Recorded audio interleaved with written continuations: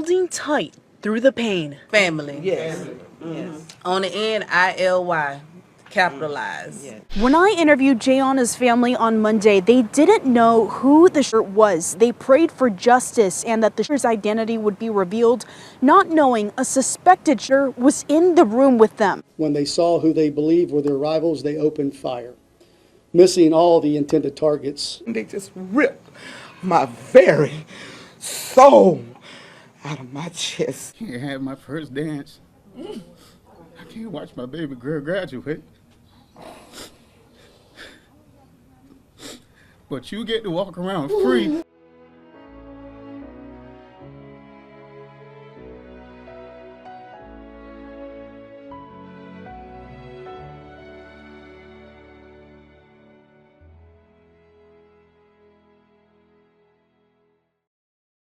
On the evening of October 11th, 2024, a dance was being held in the Harlem Rec Center at the Harlem Gardens Apartment Complex.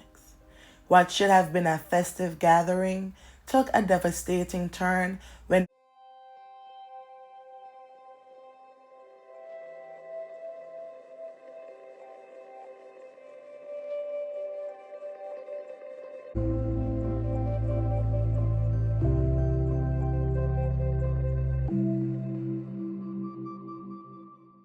multiple discharges shattered the night, piercing the walls and bringing sudden chaos.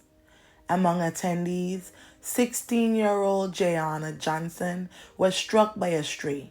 She fell unresponsive as those around her tried to comprehend the horror taking place. Emergency calls flooded the Hendry County Sheriff's Office around 11 p.m., reporting the incident. Within minutes, deputies and Clewiston police officers arrived at the scene, securing the area and attempting to bring order to the panic. They quickly located Yhanna, who lay on the floor critically wounded. Officers on the scene, along with nearby detectives who had heard the discharges, initiated CPR in a desperate attempt to save her life. However, despite their efforts, sadly, she was later pronounced gone by medics. 10 years with her, but I want to say it wasn't enough. I never in a million years thought that I would be burying my baby. They took something away from me. Her family says she was celebrating her friend's 18th birthday on Friday in Clewiston at Harlem Gardens. That's when her mom got a dreaded phone call. I got the phone call from my mom. And when she called me, I called her dad. And when I called him, he was like, I say, you need to get to Harlem Garden right now. Jay just got shot. I have not slept because my baby has not been in the bed with me. I had to put a pillow behind me in order to sleep. I have not got to sleep. Still can't sleep. Tonight, her family leans on each other. Family. Like I was just say family. Holding tight through the pain. Family. Yes. Family. Yes. On the end, ILY, capitalized. Yes. Yhanna's light touched more people than they ever realized. I never knew how many people loved her until this happened. On the tablet or on the phone all day long, all you hear is kick. Oh girl, what did you say? She know how to get to me. I can know if she texts me dad, but when she said daddy, I just my second be like, what you want, Jay? Yhanna, affectionately known as Jay to family and friends, was a teen who was full of potential. At only 16 years old, she was cherished not just by her family, but by the wider community. Her family recalled her warm personality, bright smile, and the joy she brought to those around her. She was particularly close with her mother, Tamika Adams, who treasured their bond. A dedicated student and talented cheerleader at her high school, Yhanna was known for her infectious positivity, her sense of humor, and her dedication to her goals. She had a strong Christian faith, which she practiced daily, giving her family comfort after her passing. Yhanna's dream was to become a nurse, a goal that demonstrated her compassionate nature and desire to care for others. Tragically, this ambition would remain unfulfilled, leaving her family and friends to carry on her memory in her absence. She was an innocent person, never got in trouble, never did anything. We just want justice for her. That's what we want, justice for her. And I just want to say thank you to the community for loving my child. Word can't explain how much I miss her. Like right now, I just feel like it's a dream. The pain I'm feeling right now, you can't explain. You know, at times it feel like I'm having a heart attack. She was so much full of life. She was so respectable. She just lit up the room when she came in with her smile. Always a joke when you say, "You gonna put me in the nursing home when I get old?" And she was like, "No, Mom, I'm gonna take care of you." I can't have my first dance. I can't watch my baby girl graduate. But you get to walk around free. Even one of the teachers even said, "Y'all done took the prettiest smile out of the hallway." It was my baby, and I just want justice for my baby. Forever 16. Yes. Justice for Yhanna. They're leaning entirely on their faith, as they know Jay would want them to. She knew God, she prayed, she loved him, and God loved her, and God is not going to let this go unpunished. 16 years is cut short, but I got a lot of fun memories of my baby, a lot, and I'm gonna hold that in my heart. They just ripped my very soul out of my chest. So whoever, if you know something, please say something. I want justice for my baby. Family members, friends, classmates, and neighbors poured out their love and support to the Johnson family. Rallying together to grieve and offer their condolences, people gathered at her family's home, sharing memories, expressing their sorrow, and pledging their support. Jay's mother, Tamika, spoke publicly about the family's pain and their commitment to seeing justice solved for her daughter. If you'd like to know how much Yhanna Johnson was loved, just take a look at how many people showed up to her family's home to meet us Monday night. So many people loved her. So many people loved her. The Hendry County Sheriff's Office says she was struck in the back of her head and or neck area. I'm torn right now. My heart is broken because you took something from me. You took my only daughter, my only child away from me. I just really want justice for my baby so my baby could rest in peace, so we could have a comfort heart, so we could be able to start our grievance process. Even though we haven't had the funeral and stuff yet, and after the funeral and stuff, I don't think that we're really going to be able to grieve until justice is done for Yhanna. Immediately following the incident, Sheriff's Office deputies and detectives launched an extensive investigation. They spoke to numerous witnesses who had attended the dance, gathering information and assessing any possible leads. To control the scene and preserve any evidence, they had set up a secure perimeter around the Harlem Rec Center and deployed K-9 units in a thorough search of the vicinity. Within days, Crime Stoppers and local authorities made a public call urging community members to come forward. In response, several tips were received, each adding pieces to the puzzle. Investigators painstakingly followed up on every lead, conducting over 100 interviews. This led detectives to eventually zero in on two individuals, both just 15 years old. The teenagers were believed to have gang affiliations, and the evidence suggested that the incident was a targeted attack aimed at rival gang members who were thought to be attending the function. Tips are coming in, people are talking. Crime Stoppers tells me that the first tip came in last night and the second one earlier this afternoon. Trish Rout with Crime Stoppers says that they're taking every single tip seriously, investigating it. Just 5 days after Jay's passing on October 16th, authorities announced the arrest of 15-year-old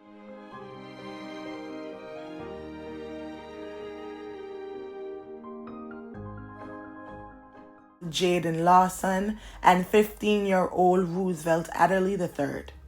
Charged with second-degree fatality, both teenagers were immediately detained and transferred to the Department of Juvenile Justice. A jaw-dropping revelation pointed at Adderly III, who was Jayhanna's cousin, as the one whose discharge had ultimately struck her.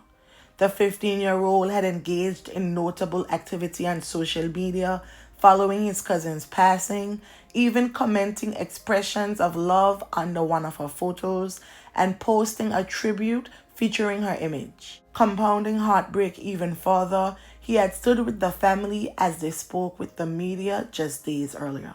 When I interviewed Yhanna's family on Monday, they didn't know who the shooter was. They prayed for justice and that the shooter's identity would be revealed, not knowing a suspected shooter was in the room with them. Tonight, Yhanna's father told me Roosevelt Adderly III was in the interview I conducted. This is video of him there. We circled him for you to see. If I was them, I'll turn myself in. That's exactly what happened. Deputies say 15-year-old Roosevelt Adderly III's guts are what 16-year-old Yhanna Johnson. Roosevelt was in the same room as his family, talked to me in an interview begging the community in tears to help find Yhanna's killer. They didn't know Roosevelt was a suspect. Well, you know what? It's going to be revealed. Tonight, those names of the suspects were revealed. These two individuals up here, Roosevelt Adderly III and Jayden Lawson. Hendry County Sheriff Steve Wooden said Adderly and 15-year-old Jayden Lawson climbed a fence outside of the birthday party waiting for a rival gang to walk outside. When they saw who they believed were their suspects, Jayden told deputies he fired one shot and Roosevelt emptied the entire magazine. Deputies found Yhanna on the floor inside with 2 bullets to the back of her head. And I'm going to be nice, but these two individuals right here, for what purpose? What purpose is Yhanna laying dead right now and her family suffering forever at the loss of a child, a 16-year-old child? Deputies arrested Jayden at his home just hours after this interview.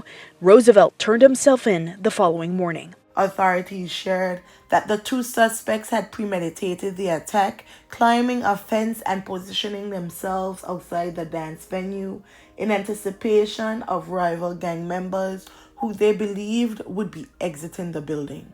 Furthermore, both suspects had fired multiple discharges without concern for the lives of the attendees. Gang stuff. I mean, these are 15-year-old kids. You know, what could their real beef be in life? But I will tell you this, they're old enough to know better. They are not ready to talk about the arrests, but they shared their pain that day. Jayhanna's teachers and classmates at Clewiston High School mourned the loss of a student who had left a lasting impact. Teachers recalled her bright smile and kind nature, while friends remembered her laughter and humor.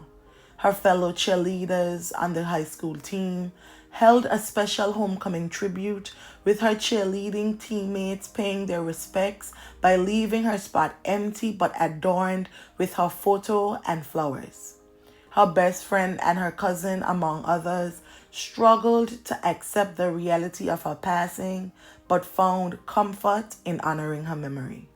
Last night was the first Friday night football game that 16-year-old Yhanna Johnson's friends had to cheer without her. The game included a heartfelt prayer from a friend and a fellow cheerleader, followed by a moment of silence as people honored Johnson's life. Just pain, you know, I know the family is going through, you know, it touches everyone. Every game, her grandmother, her mother, they will be sitting on the bleachers watching her as she cheered. Homecoming, a time for fellowship among alumni, students, and football. But this year's annual event felt different for the Clewiston High School community. God, we thank you for it, God. God, we love you for it, God. And God, as we prepare, God, to light these candles, God, signify unity. Unity.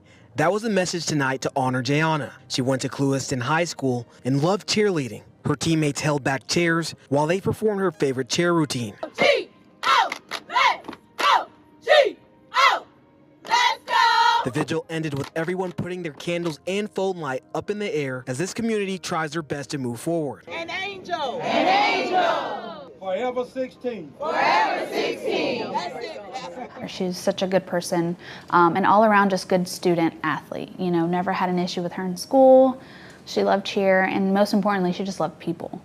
You know, 16-year-old Yhanna Johnson's cheer coach, Marissa Johnson, says she loved mentoring her. You know, as a coach, you build relationships with these girls, and, you know, just to kind of give them that trust, you know, you're not just a coach, you're a mentor, you know, you're not just here to teach me a cheer, you're here to teach me, you know, about life, and it's sad that we're not going to have those talks anymore. Johnson said she got a text Friday night saying one of her cheerleaders had been shot. And I was like, oh, this can't be. I'm either like dreaming or I'm just waking up, I'm reading this wrong.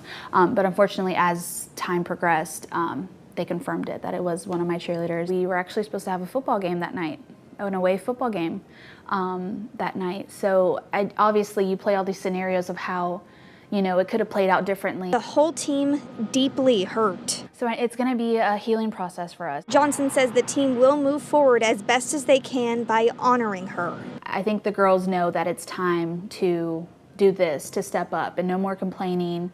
You know, this is our time to step up for Jay now that she's not here, and just really prove that, you know, we can come together as a community, as a cheer squad. I just pray that we get justice for Jay. Justice for her and her family. Jayhanna's community came together for a viewing at True Vine Church in Clewiston.